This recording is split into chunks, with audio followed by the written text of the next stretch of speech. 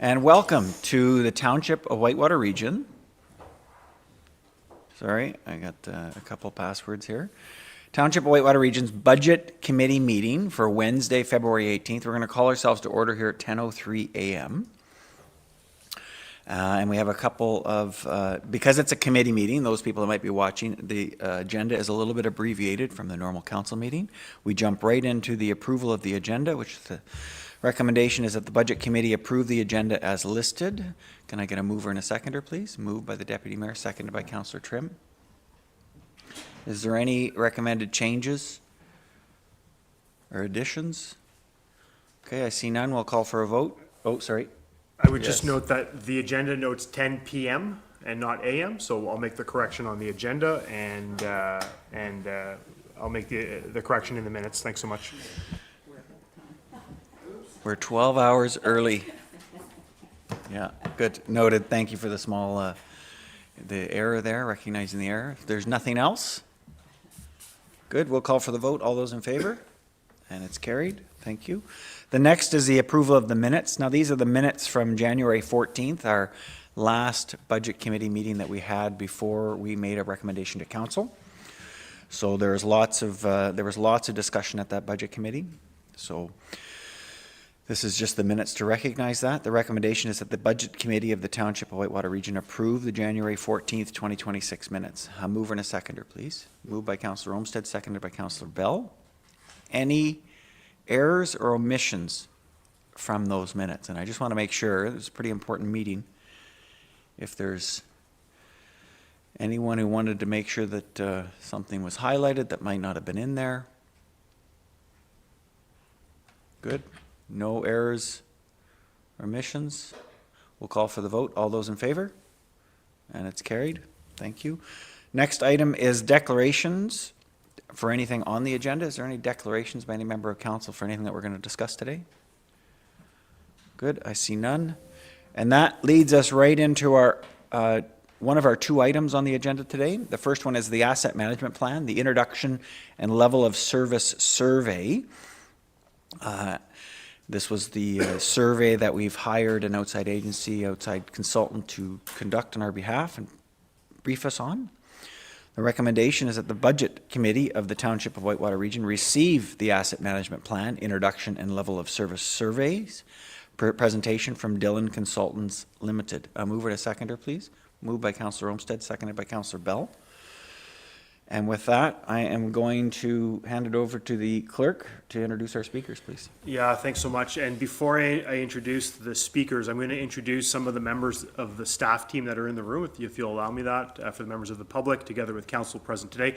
So we have our treasurer, Curtis McGonigal, together with the deputy treasurer, Julie Parr, Stephanie Plebin, our manager of community services, and our superintendent with that department, Al Griffith. We have both superintendents under the Public Works Department, Transportation and Environmental Services, so Deanna Nicholson and then Andrew McLeese. And then in the back corner, we have Sarah Mahan, who's commenced with us in the last couple of weeks as our corporate assistant. So Sarah is new to council, probably the first time maybe you're meeting her, so please take the time to introduce yourself later in the meeting. So thanks, Sarah, for joining us as well to understand the process. So with that, I will turn it over to Curtis to introduce Liza, who will make the presentation. Just noting also for the members of council, there was an updated agenda, so we reissued the agenda this morning around 9 o'clock, which included the presentation. So while it is on the screen in front of you, it is accessible in your agenda package as well. And then over to you, Treasurer McGonigal. Thanks so much. Thank you. So I just wanted to welcome Liza Guibo. Liza has been with Dillon for just over 5 years and has been in consulting for over 18 years. She's a civil technologist and project manager in Dillon, as well as being the office manager in their Kingston office, which is the one we're working out of right now. She has been involved in over 10 asset management projects at Dillon and over the past 4 years, and has been working in the asset management field. So with that, I'll pass it over to you, Liza. Thank you so much. That was a lovely introduction. Thank you, Curtis. And thank you so much for having me here. It's one of my very first solo council meetings, so I'm quite honored to be doing this, and I would appreciate any feedback if you have it, if you want to pass that on through your clerk and treasurer. So Curtis has introduced me, and I will now introduce our topics today. We're going to be talking about your asset management plan and also specifically your level of service survey results. I'll get into my slideshow now. Are we seeing my slides progress? Excellent. Thank you, Curtis.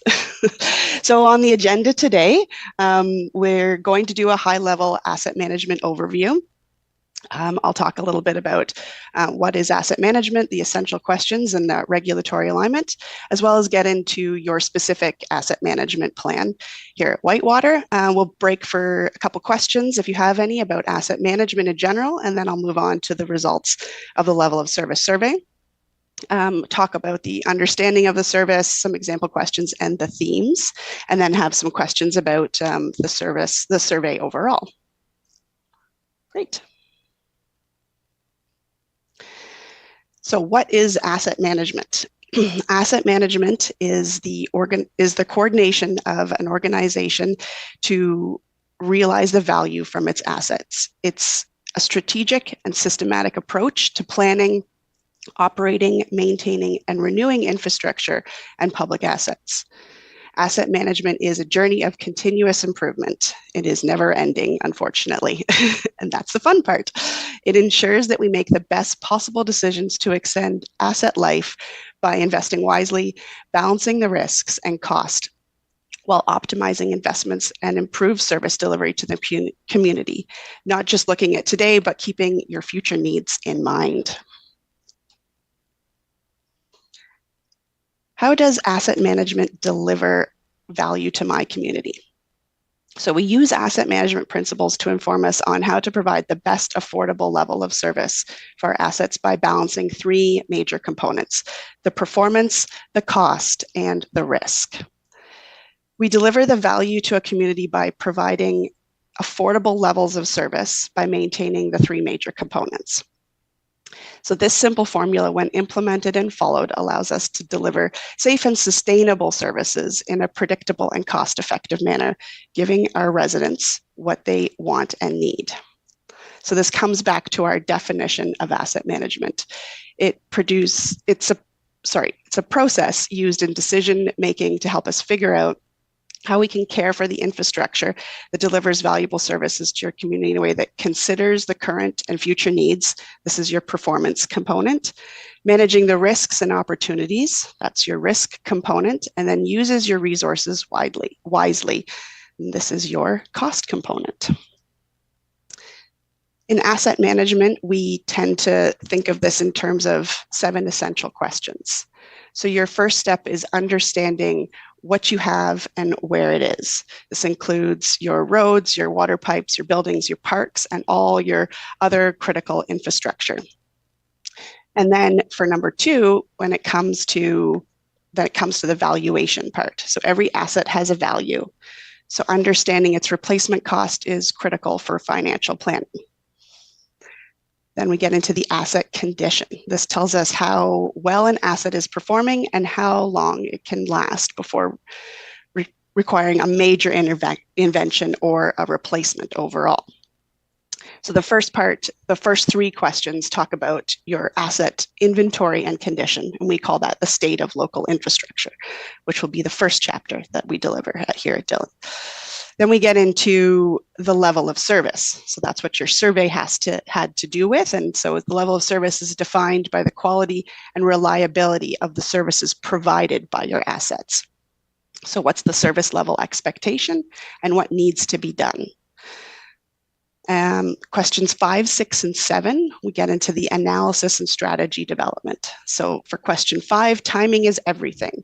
Knowing when to repair, rehabilitate, or replace assets can significantly impact the service and the cost.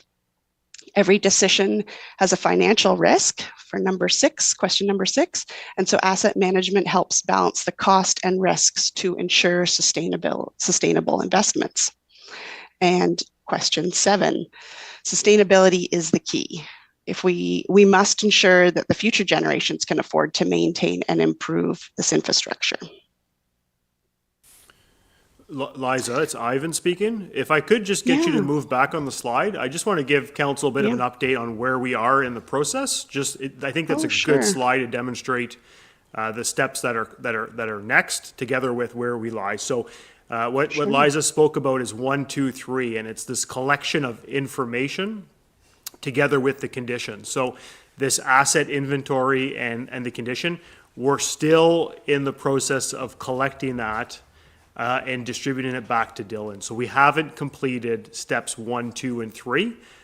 We've completed maybe about, I'd say about 50% of it, and we're comfortable, confident that the data is accurate, and we're prepared to sort of share it with Dylan.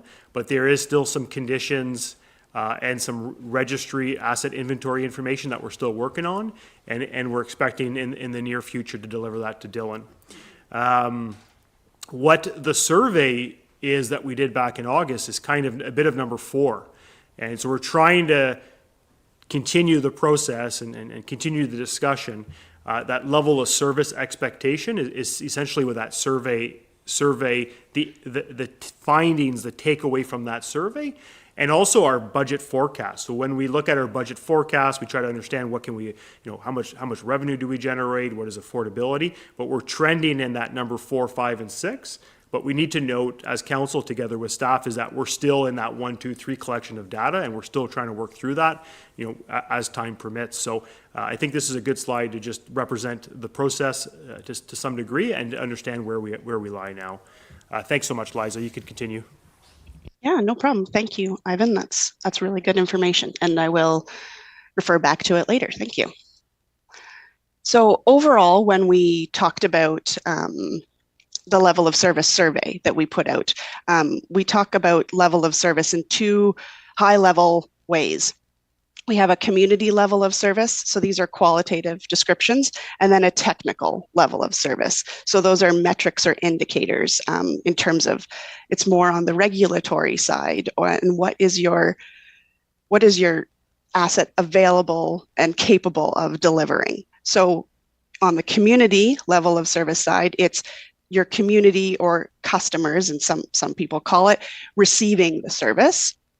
Whereas technical level of service is what your asset can deliver and how it's being delivered to your customers or the community. That will come up later on, but I just wanted to give you a high-level overview of what level of service is before we get into those details.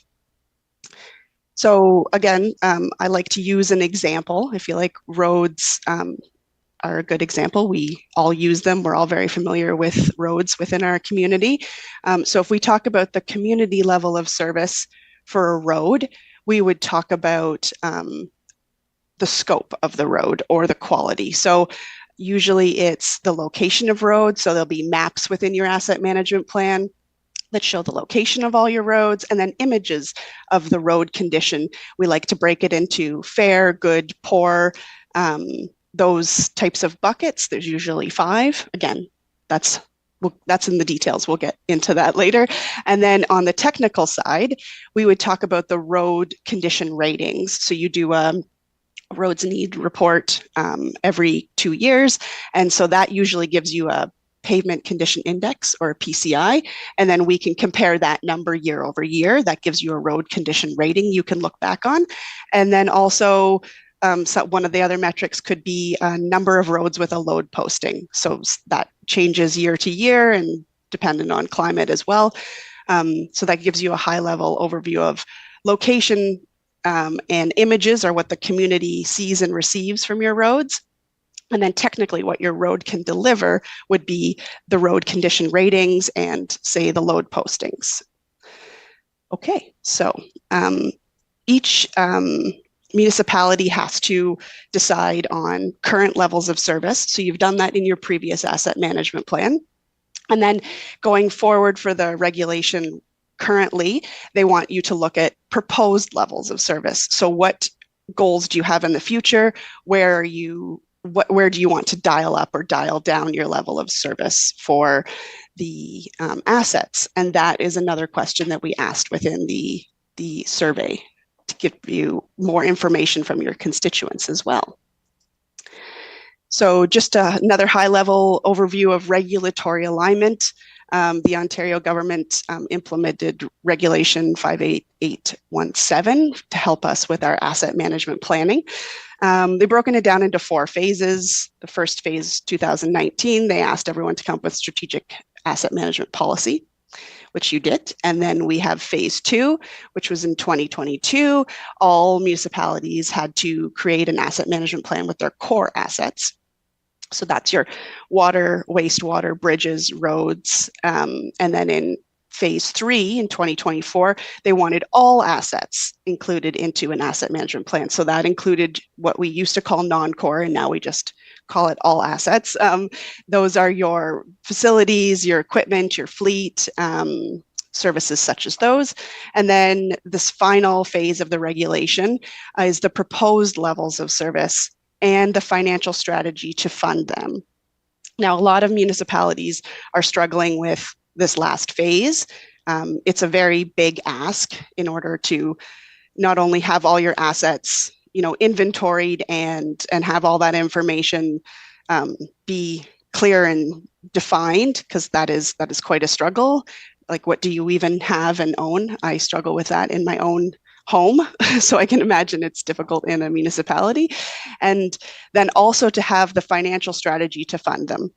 Because once we start to dig into these lists of assets, we realize that they're worth a lot, and the government would like the replacement cost to be a like for like, which isn't always exactly what you're going to do, but they would like you to break down these costs and then be able to fund all of the replacements over the span of the life of those assets.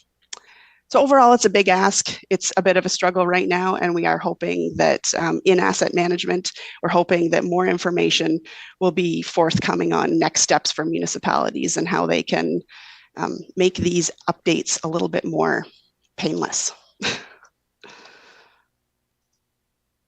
Okay, I might take a quick break. Is there any questions on asset management before we get into Whitewater's asset management plan specifically? Perfect. Any questions from members of council? None?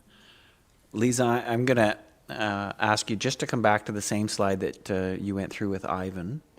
Yes. Because I think it was a great slide. No. Sorry, yeah, other way. Yeah, other way.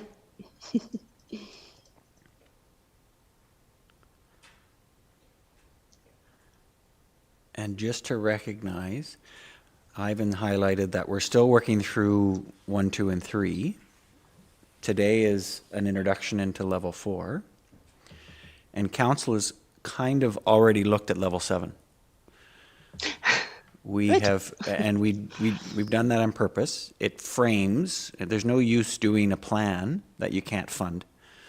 So by looking forward at what we think is the affordability envelope of our ratepayers, it then can be used as context when we do end up getting to 5 and 6 and influencing 4. So highlighting the fact that we don't need to do these sequentially, we aren't. But each step helps inform the other one.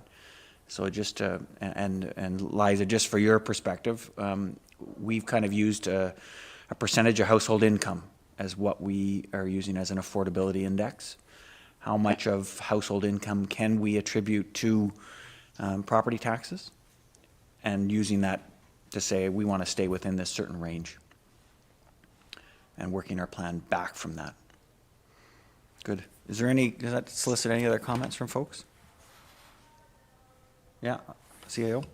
A separate topic, Liza, on the O regulation requirements, the four or five phases you noted, I was curious what comes after the July 1, 2025? So you didn't express that on the slide, and whether that's in regulation or not, but is there, if it's not in the regulation, is there any conversations provincially on what's next? Or is there actually a requirement to update the asset management plan annually? Or what is the next step after the last phase?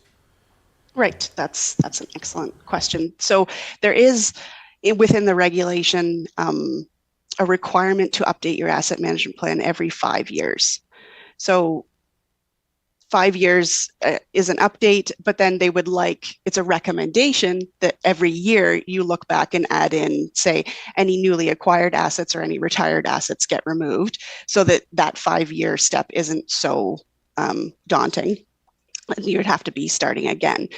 There isn't any follow-up on the phase. So we're in asset management very much hoping for, a phase 5 and 6, where we talk about what did the Ontario government see when they reviewed these assets. Like there's very clear direction on what they would like for levels of service for roads, bridges, and water, wastewater, and stormwater treatment in terms of they're prescriptive within the regulation. So you can pick and choose from those, but they want you to have 2 of each of those levels of service, community and technical. It gets very gray when we talk about these non-core assets. So your buildings, your fleet, your equipment. It would be really nice to see something in an update to the regulation that would have those almost items you could pick and choose from as well, like what's working for you and what's not. So at the moment, there hasn't been feedback on what the regulation has, what those folks have seen in terms of reviewing asset management plans that have been submitted. And I hope that that's forthcoming. Thanks, Liza. Back to you. Yes, no problem. Councillor Bell, please. As far as tracking and updating the asset management plan on an annual basis, we have a document that's called the asset management plan. It's essentially a living document because you acquire and retire assets. But is there a program that we use, or how is the township specifically do we have all of our assets in one program, i.e. like an Excel spreadsheet listing all of our assets and how they diminish and degrade over time? Like, how are we calculating that on an annual basis or tracking that, or are we at this point? Thanks. Do we want to, who wants to attack that? CAO, Treasurer, Lisa? Treasurer, okay. Okay. So we do have a program that we are using. It was the original program that created our first asset management plan, PSD. We're continuing to use that program. However, due to staffing changes and everything since the last asset management plan was done, because it was done with the help of a contract employee at the point in time that all that information was gathered, it's kind of fallen off from between that point in time to now that it needs to be updated. And we also realized that there were some duplications of some data and things like that. So that's the process we're currently going through, is to ensure all that information is correct and update it all for all the purchases and disposals that have happened since that time was done. We're also going through and using ensuring that data is accurate to the replacement cost, because a lot of it was based on historical cost and a inflation factor. But after COVID, a lot of prices skyrocketed. So we're actually making assumptions and changes in that to update those costs so that those values, the replacement costs, are more accurate than just a simple CPI increase.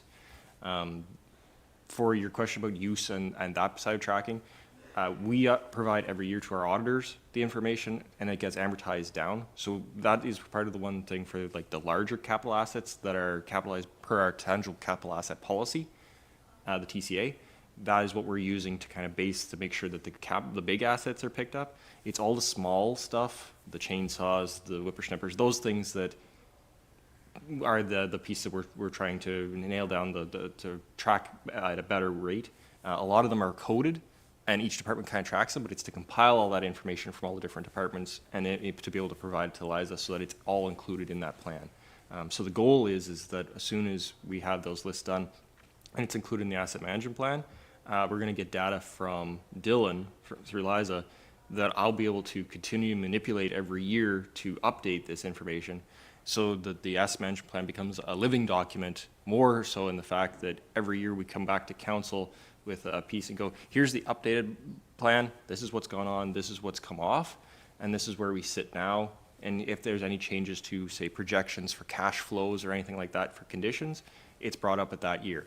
And then when we get to the 5-year review period, it's a simple process, potentially not even a consultant needed. It's just to actually generate the actual plan and put that information together.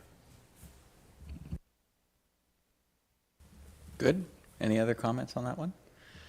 I know the software, sorry, Councilor Morrow, the software to manage this, it's becoming an attractive business opportunity. I've received 2 phone calls and a number of meetings with proponents that currently service large municipalities, Ottawa, London, Toronto, with software that manages their assets. So just like what the treasurer was describing, they're saying, we can do this for you as a small municipality. So you just press a button and everything's updated. And a work order goes in, it's managing the work order, updates it automatically for that asset. So you have this ongoing track.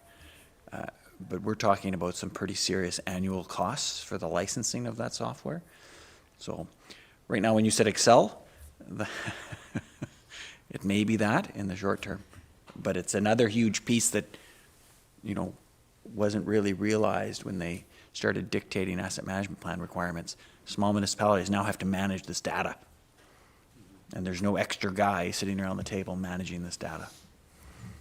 Good. Councillor Moore? Just one question, just wondering what is proposed at the end of item 7 to, once it is completed, will the government be taking our information then and perhaps giving us a little more money to operate? Meaning small Ontario, rural Ontario may not collect the same taxes that they do in downtown Kingston. So just wondering, after we do all this, if there's more money for rural Ontario. Sure, Treasurer. So I can answer part of that. So under, we've all talked about OSIF here, Ontario Community Infrastructure Fund. The core infrastructure piece here actually ties directly into our asset management plan. It's actually a requirement to publish this and make it public information and also update it to their website in order to be eligible for that funding. We receive a considerable amount of that funding, and that would actually stipulate where our top end would be. As you all know, we're currently being capped at around 10% increase every year. Well, it was 15, now it's 10. That is what this asset management plan is, the data that's portrayed into that piece for the calculation for them to get that funding. So that's the importance behind it for us as a municipality. That's the importance behind it for that. It also ties into every grant application we do. They ask for an asset management plan and the piece, and where is the projection of where this project that we're asking for money for was originally meant to be. So that's the part that's kind of missing that comes with this newest update, is the financial plan as to how we as a municipality planned to fund the asset, and then how the grant will tie into that. So say there's an asset that we're replacing, Crawford, for example, we're debenturing that, but there's a grant that comes up when we can apply for said grant. We originally said we were going to debenture, so here's the cost savings to the municipality, so we can demonstrate that to the government and get that grant. That's the goals behind the growth of this document and the living piece of it. So it remains to be seen. Thank you. Great answer. Good. I'm just going to add one point that we're noticing the provincial government doing more of now, and the example I can use is the Heart Hub announcement. So the homelessness and addiction treatment, can't remember the exact, rehabilitation and treatment, the Heart Hubs. That grant application of over $6 million a year to the county doesn't allow them to do any asset procurement. So you're seeing the province is saying, we want you to do this level of service, but you're not allowed to purchase an asset to do it. Someone else has to own it, and all they're providing is the operating dollars to do it. So in a way, they're starting to recognize that the asset list gets so long, and at some point in time, you have to be able to afford the assets you're putting on it. And they're indicating that we should be leasing more of these assets rather than planning to keep them, as one example. So you're starting to see this asset management plan starting to influence provincial policy when it comes to how money is spent, especially capital money. Good? Any other questions or comments? Good, CAO? All right, Lisa, back to you. Thank you.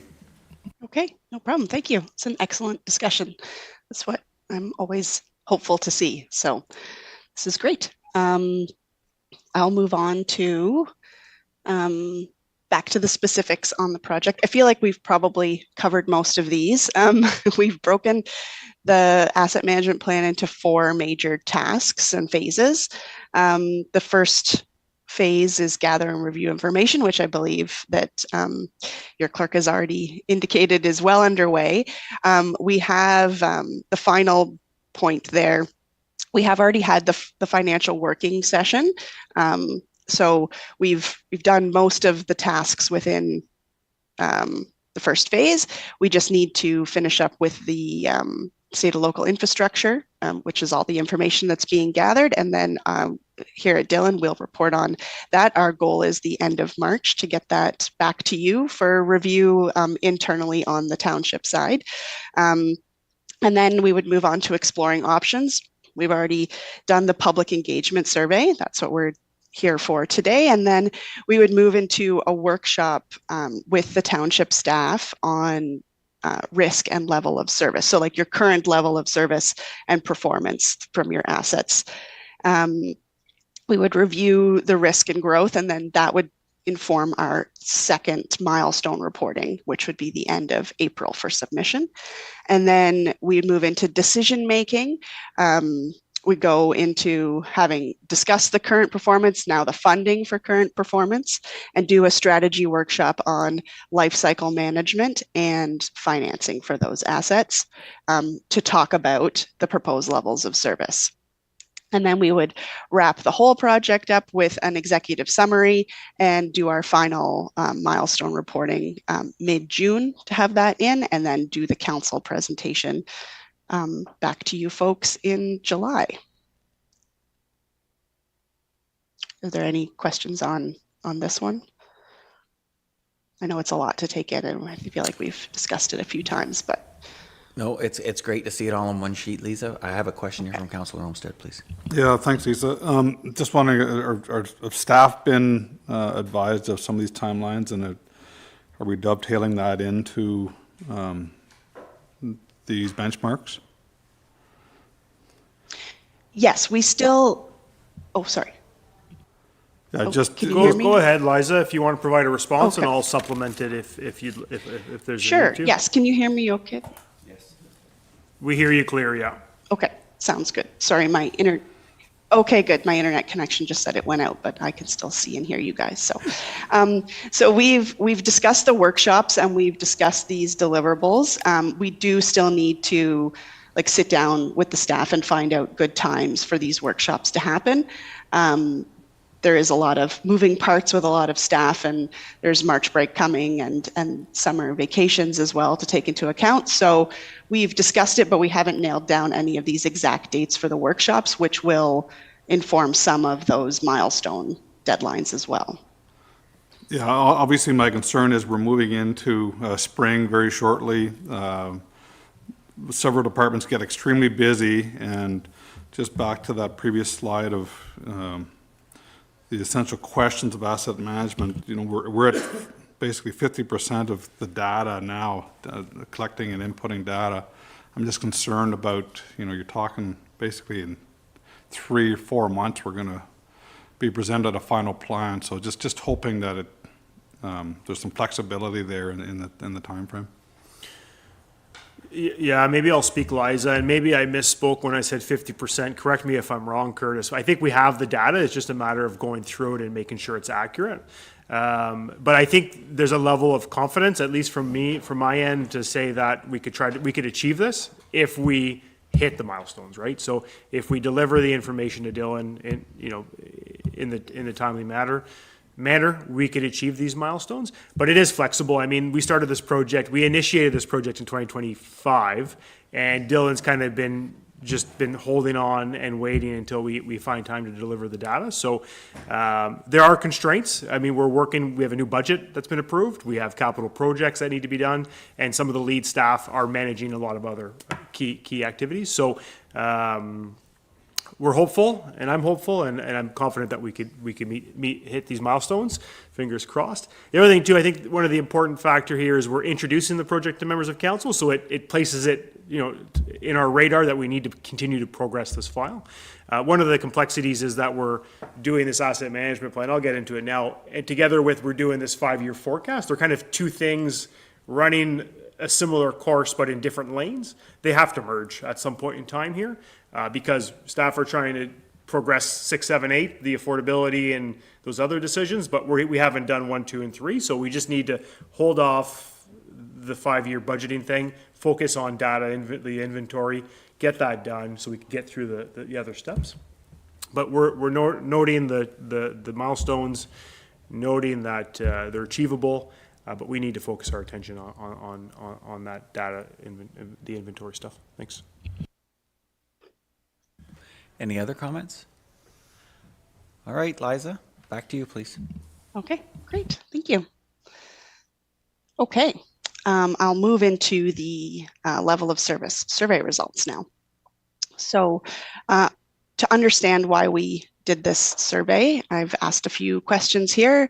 So why do a level of service survey? The level of service survey will inform the township staff and council on the direction the wider community would like them to take while planning for future service needs and community service delivery of their asset infrastructure. On the survey development and delivery side, we ran this survey over a 6-week period from July 6th to August 15th. I believe we extended it slightly to give a few extra days for holidays there. And then the survey was broken into 2 sections, demographic questions to understand the respondents, and then also a level of service group of questions. The survey was completed by 163 respondents, with a majority, 99% really, of these respondents being residents of the township. And what does this survey tell us? So in broad terms, it informs on a willingness to pay for additional amounts on future levels of service, informs on the satisfaction levels of service, provided by the township, and respondents' priorities for asset infrastructure services provided by the township. The key question we wanted answered was, how would you allocate the limited funding available to delivery of services in your community? Okay, and here's an example of a couple questions. The first question was about your demographics, and question 2 was the municipal services that the township of Whitewater region has available, and which ones do your constituents use? Question 3, overall, how satisfied are you with the municipal services delivered by the township of Whitewater region? And then question 7, this one has to do with the funding. The township uses funding from taxes and grants to maintain infrastructure assets, roads and facilities and services that it provides. It is expected that more funding will be needed to maintain the current levels of service. Which of the following options are you most likely to have, which of the following options would you most like the township to pursue to pay for municipal services? And so then we had like maintain your taxes, increase taxes slightly, decrease taxes slightly, and increase taxes to enhance your service, or are you unsure? So from these questions, we had 5 major themes from the survey. I'll go over them high level here. There was a lot of good feedback. Theme 1 was prioritization of road infrastructure and maintenance. So respondents clearly prioritized the funding for fundamental infrastructure and services. Their top priorities were paved roads, winter control like snow plowing and salting, and emergency fire department services. There was a strong focus on road infrastructure that's further supported by a high percentage of respondents who identified paved roads and gravel roads as needing improvement, which is a very common theme with asset management plans. The roads tend to be the most expensive asset that you own and maintain, and they also have the most feedback from the constituents as well. Theme 2, financial concerns and willingness to pay for levels of service. The perspectives on funding and taxes among your respondents appear to be diverse and complex, while the majority, 35.44, indicate a willingness to slightly increase taxes to maintain services. A significant portion, 29.75, prefer to reduce services if taxes remain the same. Furthermore, when presented with the life cycle funding approach that would require increased property taxes, 41.25 of respondents were unwilling to pay additional amounts. And so for life cycle funding, that's an approach where we would take the overall useful life. Curtis talked about that in the TCA. You have a useful life for each asset, and we would have interventions along the life of that asset in order to extend its useful life instead of just running that asset to failure and then replacing or rehabilitating it in where the cost would be much higher. So it would be adding funds to assets along their lifespan instead of waiting for the end of their life. And theme 3 was a demand for new economic development approach. A reoccurring theme in the qualitative feedback was the desire for a better approach to economic development. Respondents highlighted the importance of attracting new businesses and residents, including young families from the areas such as the City of Ottawa and the town of Petawawa. Suggestions included improving residential and industrial prospects and providing a balance of recreational activity opportunities like parks and arenas to attract newcomers, with the assumption that this will expand the tax base and offset rising service costs. This, paired with some negative feedback regarding the township's office remodel, may suggest a preference for resources be directed towards initiatives that contribute to sustainable growth and improve service delivery. So those were the 3 main ones. There were 2 additional ones. This is more on the communication and service delivery. So theme 4 was service delivery disparities and call for additional services. Comments from respondents highlighted various service disparities across the township. So disparities in water and sewer system costs were a major point of contention, particular for residents in Cobden who felt they paid excessive utility prices compared to other areas and small towns. And there was also a request for improvements to recreational facilities such as playground in Beachburg. And I know that your arenas have always been slightly contentious, so I'm thinking that that might have played a role here too. And several respondents expressed a perceived unfairness in funding and operation of arenas, specifically suggesting that local communities should manage their own facilities with volunteers. In addition, there was a call for specific new services such as yard waste pickup and establishment of another cell tower. And theme 5 was on communication and engagement preferences. The fact that phone support and self-help portals were both selected by 33.75% of respondents as their preferred method for service delivery suggested a desire for both direct human interaction and efficient self-service options. Beyond the service channels, a few comments indicated demand for greater transparency and decision-making and direct engagement from council and staff. There was also a desire for more direct information and expectation for municipal leader to meet with residents in person to understand their perspectives and address concerns. Again, theme 5 as theme 1 is very similar in most of these surveys. We see the same sorts of feedback. And then our overall conclusions here from the survey. So the feedback received from the levels of service survey for the township Whitewater AMP update revealed a general satisfaction with the municipal services. However, respondents expressed clear priorities to allocate more funding to road infrastructure and services such as paved roads and snow clearing and salting. While there was mixed willingness to fund future surface levels, a significant segment of the community expressed an unwillingness to pay additional amounts for the life cycle funding approach due to existing concerns over high taxes and utility costs. Underlying these sentiments was a potential desire to expand municipal revenue based for economic growth, coupled with a demand to express specific service delivery disparities, notably in regard to your water and sewer costs and the poor condition of certain road segments. Furthermore, there was a call for more transparent and direct communication and engagement from municipal leadership, including in-person meetings and opportunities for more open-ended feedback. So these key findings reflected in the survey responses, and then along with feedback that we'll get from township staff and you as council in the workshops and here, will help us to inform the strategic policies and the direction that you'd like to take with the 2025 asset management plan. Are there any questions on the survey results? Thank you, Liza. Good. We'll take questions or comments from council. So, Councillor Bell. So just looking at specifically the number of respondents, it was 160, what was it, 163? 63.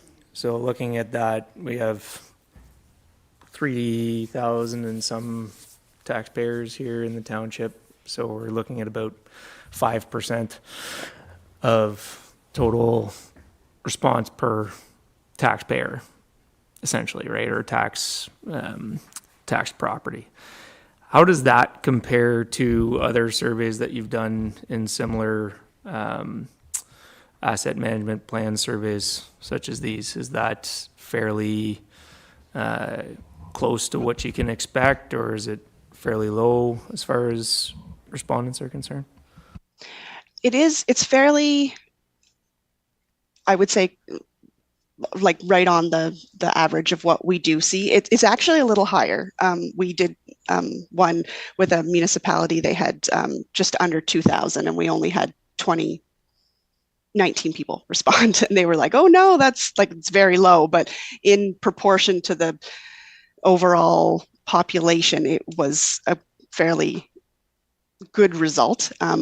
I was happy to see 163. We usually don't see over 100 for most of these. So it doesn't sound like a big number, but it is. It did get, I think, a lot of good feedback and a lot of good responses. Good. That's a little bit more reassuring, Liza. So thank you. Okay. And I think it's important to recognize it represents a portion of the community, so it's just one more factor in how we have to use it to influence our own decisions. Good. Other members of council, any comments? Or Councillor Trim, I thought you'd be all over priority number 1. I'm waiting. Okay. Good. No other comments? Yeah, Councillor Moore. Now that we've seen all this and we've had our presentation, is there, to get a clearer picture,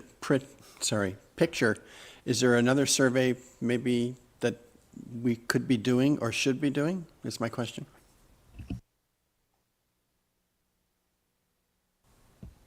Maybe I could lead the response to Councillor Moore. The scope of work, like the project itself, does not include an additional survey. There are workshops with staff together with more workshops with the members of council. So at this point in time, there's no intention to have an additional survey. I think the themes are pretty consistent with the message from the public. I would say in my conversations generally with the public, roads is a high priority. The second one being just the affordability and the willingness to pay more taxes to maintain or get additional services. I mean, generically through the province, the expectation in service delivery continues to increase. The public is always expecting more for their money, which is fair. I mean, anywhere you go, you're always hoping to get more for your money. But we know as part of our budget deliberations, we're constrained by the amount we could generate to support that investment, that renewal investment. So, I mean, 163 respondents, the themes are probably consistent with the message, at least that I hear from the public, definitely on themes 1 and 2. Communications, I think we could always strive to be better, and that's one of the themes 4 or 5. There's certainly different mechanisms we could do for that, but roads and taxes, I mean, those are the two biggest topics, right? Thanks. Okay, thank you. Any other comments? Yeah, Councillor Trim. Yes, as the council is aware, Mayor Nicholson has been organizing roundtable talks and has planned for more. And this seems to be well received, but we're getting the same message at our roundtable discussions as we are in this survey.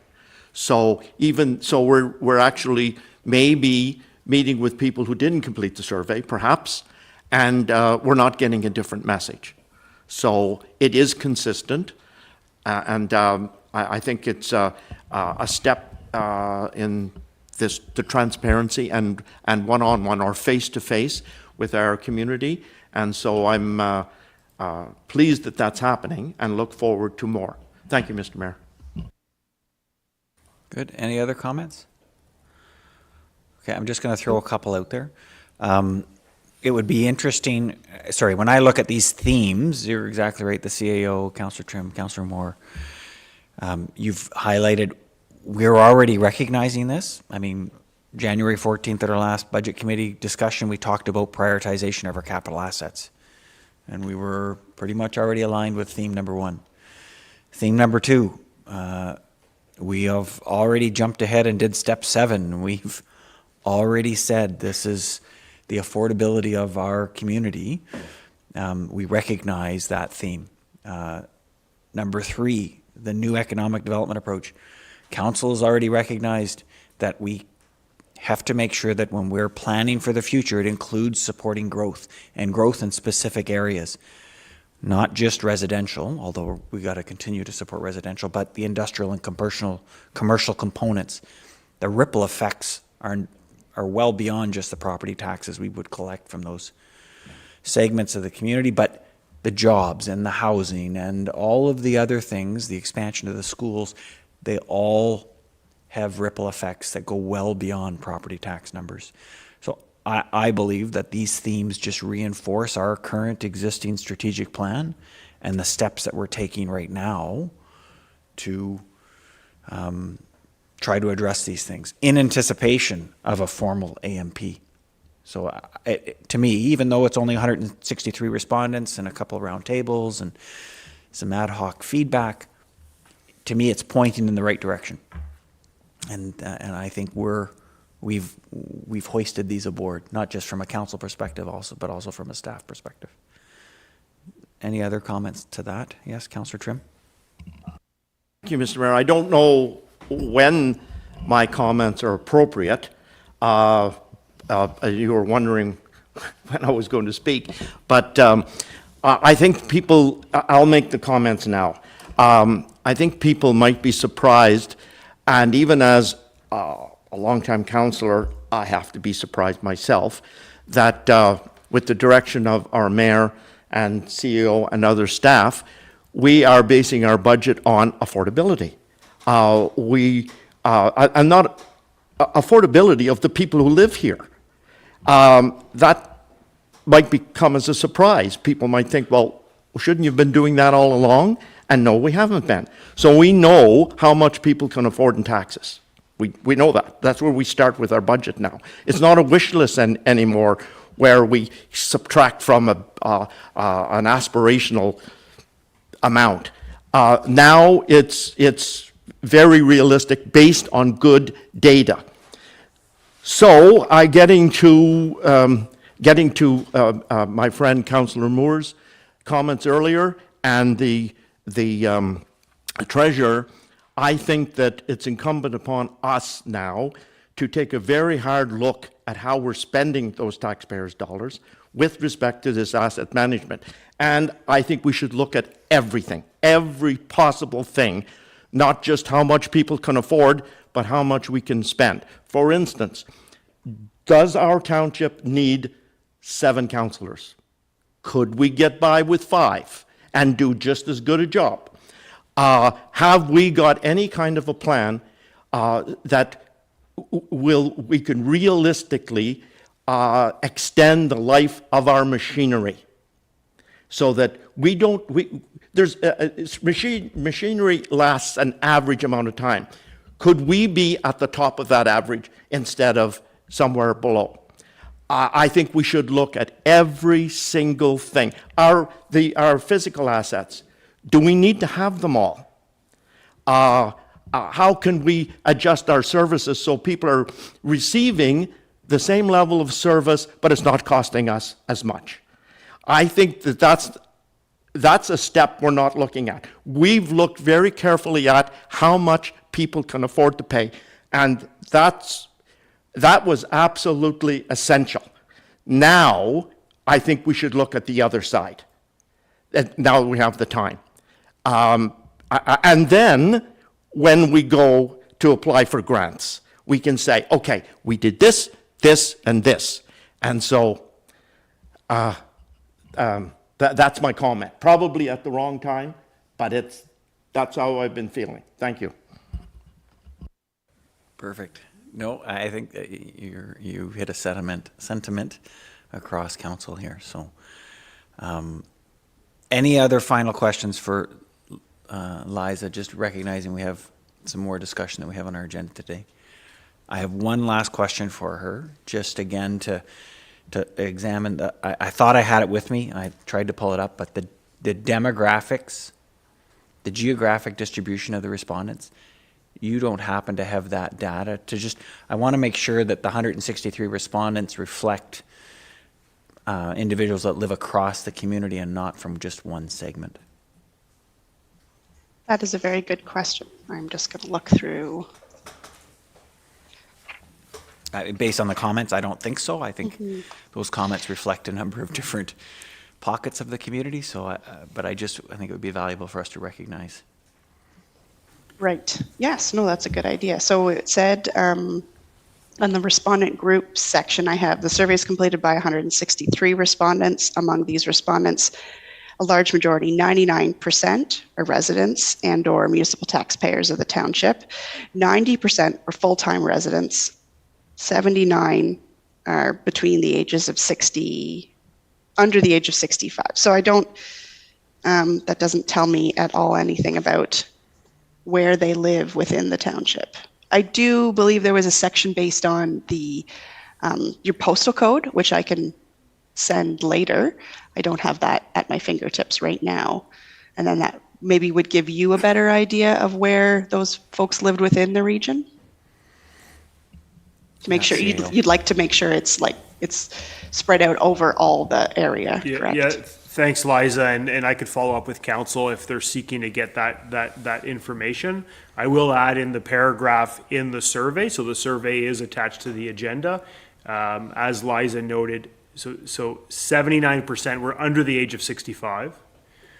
And then as a separate category, 56% were 3 or more person households, 56%. 10% were from one-person households, and 44% from two-person households. So that's the household distribution, but certainly at the discretion of council, we could get that additional information. Yeah, Councillor Trim. Yes, and I think the question where some people were expressing a willingness to pay more in taxes to improve the level of service, I think almost that question is moot, because we use median, and sure, there could be some people above medium income that would be willing to pay more, but that's not how taxes work. It's whatever increase we apply, it's to everybody. We can't just go to the people who want to pay more and tell them to give us more. So that I'm sort of disregarding that as a useful comment in our decisions because we've already made that determination. And so we don't need to revisit that. But I understand that's part of what you do with surveys. But that's the way I'm thinking about it. So thank you very much. Perfect. Good. If there's no other comments, Liza, thank you. If there is more data that can be provided, please just provide it to the CAO and we'll get it secretarially later and we can recognize it in the minutes. And thank you for putting the time in today. That was like almost 50 minutes. A great discussion. And from a feedback perspective, I thought your lead-in, the first part, the background on AMP was informative and a great way to lead off our discussion today. So thank you so much for putting so much into that presentation. No problem. Good. Thank you so much for having me, and I hope that we can chat again soon. It's nice to meet you before the actual asset management plan gets submitted so that we get some rapport. So this is good. Thank you so much for having me. That's perfect. Looking forward to seeing you between now and the end of June. Yes, yes, indeed. Thank you so much. Okay, thanks. Have a good great rest of day. your meeting. Thank you. You as well. Thank you. Bye.